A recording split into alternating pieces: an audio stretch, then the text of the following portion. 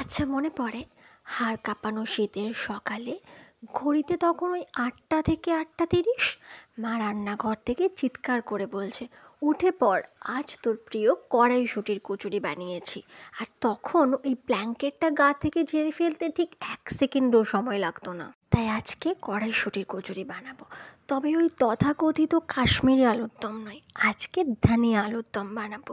হ্যাঁ, অনেকেই হয়তো মনে করে এটা খুব ট্রিকি একটা ব্যাপার, বাট ট্রাস্ট মি, কয়েকটা ছোট ছোট টিপস মানলে তোমরা খুব ইজিলি এটা পারফেক্টলি বানাতে পারবে। তো চলো পুরো ভিডিওটা স্কিপ না করে দেখো।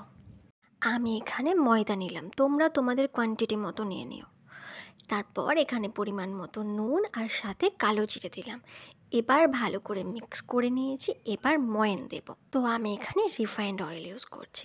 এবার আমরা ওই তেলের মধ্যে চিনিটা দিয়ে দেব। তারপর একটা চামচের সাহায্যে খুব ভালোভাবে মিক্স করে দেব।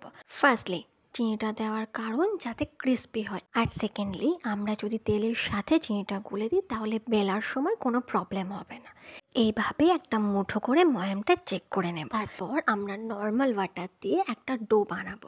ঠান্ডা জল, গরম জল বা ঈষদুষ্ণ জলের কোনো ব্যাপার নেই। ব্যাস, ময়দার ডো বানানো তো কমপ্লিট। এবার ওপর থেকে আমরা একটু তেল দিয়ে দেব যাতে ওপরটা ড্রাই না হয়। এবার আলুগুলো ভালো করে ধুয়ে আমরা প্রেশার কুকারে সিদ্ধ করে নেব। তোমরা চাইলে ডিপ ফ্রাইও করতে পারো, বাট আমি এখানে সিদ্ধ করে নিয়েছি। এবার সস টপারের পালা। আমরা কড়াইশুঁটিটা ব্লেন্ড করে নেব। সাথে ওই 2 থেকে 2.5 ইঞ্চ মতো আদা দিয়ে দিয়েছি। তারপর আমরা একটা স্মুথ পেস্ট বানাবো। চলো এবার দেখে নিই কড়াইশুঁটি স্টাফিংটা কীভাবে বানাবো। ননস্টিক প্যান নিলে বেটার হয়। তাতে একটু তেল গরম করে জিরে ফোড়ন দিয়ে আমরা কড়াইশুঁটি বাটাটা দিয়ে দেব। ননস্টিক প্যান নিতে বলছি তার কারণ খুব বেশি লেগে যায় তো ধোয়ার সময় প্রবলেম হয়। তারপর এটা আমরা লো ফ্লেমে রান্না করব। এভাবেই 2 মিনিট কনস্ট্যান্টলি নাড়তে নাড়তে এটা আমরা কিছুক্ষণ রান্না করে নেব। তারপর আমরা ঘরের কিছু বেসিক মশলা অ্যাড করব। এবার তাতে পরিমাণ মতো নুন, 1 চামচ ধনে গুঁড়ো আর রোস্টেড জিরে গুঁড়ো অ্যাড করব। এবার মিক্স করে আমরা লো ফ্লেমে বেশ কিছুক্ষণ রান্না করব যাতে মশলার ওই কাঁচা গন্ধটা না আসে। এবার একটা সিক্রেট মশলা দেব, যেটা হলো হিং। হিংটা কিন্তু ভীষণ ইম্পর্টেন্ট, তাই হিংটা স্কিপ করা যাবে না। হিংটা দেওয়ার পর খুব বেশিক্ষণ রান্না করব না, তাহলে হিঙের গন্ধটা চলে যাবে।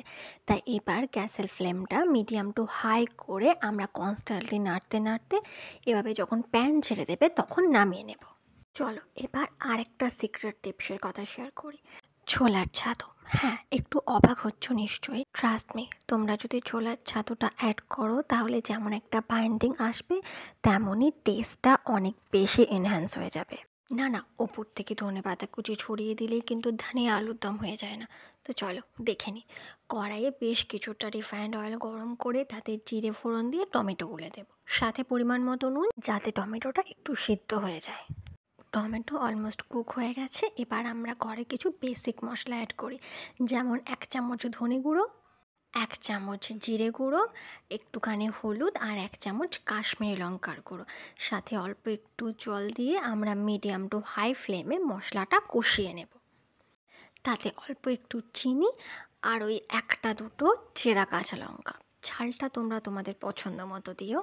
এবার আমরা ভালো করে মিক্স করে নেব। মশলা কষানো হয়ে গেলে তাতে সিদ্ধ করা আলুগুলো দিয়ে দেব।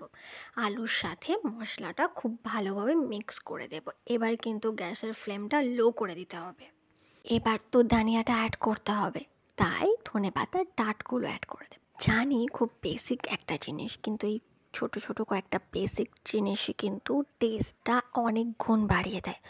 এবার আমরা পরিমাণ মতো জল অ্যাড করব ওই সেমি থিকনেসের একটা গ্রেভি বানানোর জন্য। এবার এখান থেকে 2 আলু তুলে আমরা সেগুলোকে ম্যাশ করে নিয়েছি। এবার ম্যাশ করা আলুটা গ্রেভির মধ্যে অ্যাড করব। ব্যাস, আমাদের আলুর দম তো শেষ। এবার ধনিয়া আলুর দম যেহেতু, তাই লটস অফ ধনিয়া ওপর থেকে আমরা বেশ কিছুটা ধনেপাতা কুচি ছড়িয়ে দিলেই রেডি। ব্যাস, আটার ততক্ষণে রেস্ট নেওয়া শেষ। এবার আবারও একটু ভালো করে মেখে নেব। এবার মিডিয়াম সাইজের লেচি কেটে নেব, কারণ স্টাফিংটা দিলে আর একটু বড় হয়ে যাবে। হ্যাঁ, স্টাফিং পরাঠা বা কচুরি বানাতে গেলে সবথেকে বড় প্রবলেম যেটা হয়, পুরটা বাইরে বেরিয়ে যায়। তো চলো ওটার জন্যই কিছু টিপস শেয়ার করি। এই যে একদিকটা টোপা মতো আছে একটুখানি আর পেছনটা ফ্ল্যাট, তাই যেদিকটা টোপা মতো আছে আমরা সেদিক দিয়েই প্রথমে একটু বেলে নেব, যাতে আমরা স্টাফিংটা ভরতে পারি। তারপর আমরা পুরটা লেচির মধ্যে দিয়ে দেব। এবার মুখটা খুব ভালোভাবে মুড়ে নিতে হবে। তারপর আবারও একটুখানি ঘুরিয়ে নেব। এবার আসছে বেলার পালা, ভীষণ ইম্পর্টেন্ট। এই যে দিকটাতে আমরা পুর ভরেছিলাম সেই দিকটা সব সময় ওপরের দিকে রাখবো। এবার হাতের সাহায্যে একটু চেপে তারপর খুব আস্তে আস্তে আমরা এটা বেলে নেব। খুব বেশি প্রেসার ক্রিয়েট কিন্তু করা যাবে না, তা না হলে পুরটা বেরিয়ে যাবে। তেলটা আগে গরম করতে বসিয়ে দিয়েছি, এবার কচুরিগুলো ভেজে নেব। এই যে খুন্তির সাহায্যে আমরা একটু সাইডে চেপে দেব, তাহলে খুব ভালোভাবে কচুরিগুলো ফুলে উঠবে।